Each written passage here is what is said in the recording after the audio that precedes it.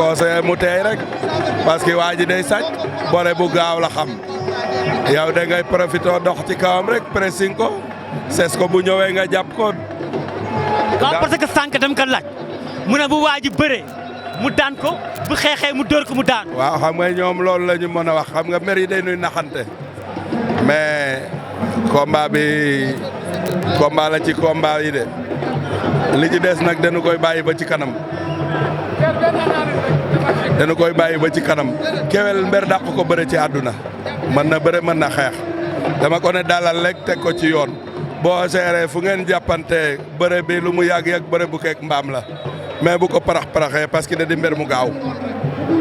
waaw kon dimanche ñu ngi ñëw fii le 19 diggante Tapha Tine Boy Niang waaw. foofu danga may jégal rek. daf lay jégal waaw kon looy wax si Légende TV. waaw non Ngunjaan fa laa dëkk. damay ñaan rek mu mel ni télé yëpp ngeen dem boo ubbi télé mais raw fi mel ni TFM parce que Ngunjaan moom man fa laa dëkk Ngunjaan am naa fa turandoo tudde naa leen doom kon yaakaar naa foofu laa bokk te meeru Ngunjaan sama xarit la mooy Mbaye Dione maa ngi koy ñaanal rek élection yi mu gagné ko gagné gu gaaw te neex rek loolu rek laay ñaanal waa Ngunjaan ñu jàppale Mbaye Dione gagné mairie bi.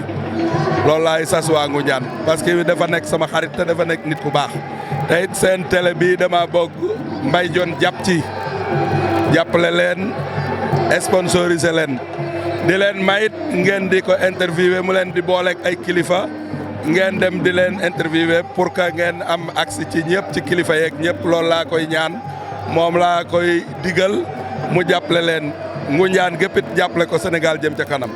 ngeen lu Bada Dione wax. kon boog Bada Dione yow yàlla na yàlla fay te li ngeen bëgg yëpp ngeen yàlla defal leen ko jërëjëf champion.